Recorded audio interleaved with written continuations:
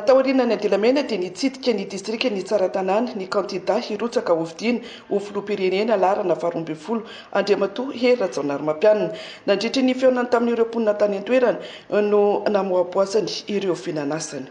Ka dia izao mbola ampandroso isika, ampandroso ny fianarana isika, ampandroso ny fahasalamana isika, hitondra herinaratra isika, anamboatra lalana isika, satria izany no angatahanareo, izany no tadiavinareo ao anatiny ihany koa ny fampandrosoana, ny fambolena sy ny fiompiana anisan'ny fanamby efa natomboka ary mbola hotohizana zavatra anankiroa fanatsiny dia ny lafiny fandrimpahalemana ary ny lafiny lalana tompo-kilasy tompovavy.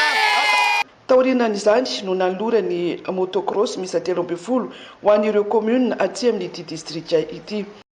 Ho fanamafisana ny fihavanana dia nanolotra omby misy 3 novokena amin'ny tampihavanana ny tenany ary nanambara fa hanohana ratsoroka ho fanamboaran-dalana rehefa tonga eny amin'ny croisement ho any Tsaratanàna kosa ireo fiara vaventy hanamboatra izany.